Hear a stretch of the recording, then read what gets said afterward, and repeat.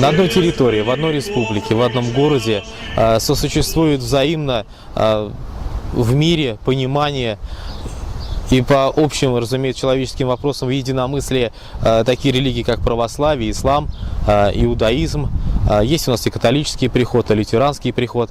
То есть мы видим налицо, что в наше время, в 21 век, на примере нашей республики, нашего города, возможно мирное сосуществование абсолютно всех религий, которые, разумеется, говорят о мире.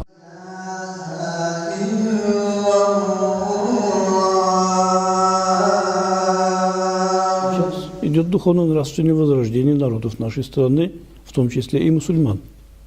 Строятся не только десятки, а сотни и тысячи и мечетей, и церквей, и последователи других конфессий также возводят свои храмы. Открываются высшие учебные заведения, средние духовные учебные заведения. Ведется подготовка кадров, издается литература. Иногда бывают и вот такие проявления экстремизма, которые были и в Татарстане, и в Башкортостане. Но закон есть закон. Им держава, честь и слава, и благословение, исходящие. Взаимоотношения со всеми религиями очень хорошие, потому что вообще католическая религия или как конфессия, она вот переводит вообще с греческого, это называется вселенская, и поэтому мы открыты для всех, то есть мы вот всегда к нам приходят иногда и православные тоже, мы так очень хорошо это обсуждаем, разные вопросы, потому что мы верим в одного Бога, в одного Иисуса Христа, и просто отличаются только какие-то традиции, какие-то вот, может быть, особенности вот в каждой присущей стране, национальности, а так у нас мы очень близки.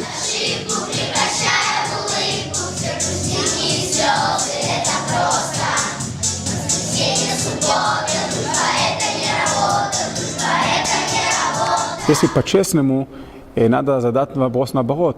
А где что живет настоящий верующий еврей, и мусульман, и православный, и буддист? Как это возможно, что они не могут договориться? По идее, у всех, как называется, мы все верим во Всевышний, у нас намного больше общий, чем разделяет нас. Поэтому, если где-то мы видим регион в России или страна в мире, что там есть спор между евреями и мусульманами, это не потому, что реально верующие делают этот спор, это некоторые политические силы зарабатывают на это, или политические, как называется, пиар, или деньги и так далее. Но по сути дела у нас намного больше объединяет, и поэтому мы тут это понимаем. Да, иногда мне кажется одно, но там как в любая семья, муж думает один иногда, жена думает одно, но это одна семья.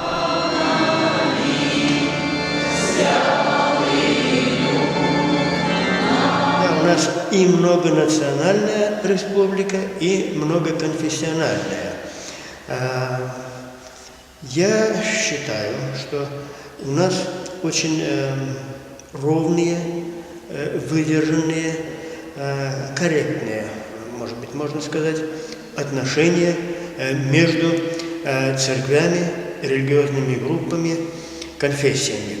Конечно, мы себя не можем относить к той массовой конфессии, как у нас центр ислама. Мы стараемся познать здесь, как в церкви, как религиозная организация, познать волю Божью.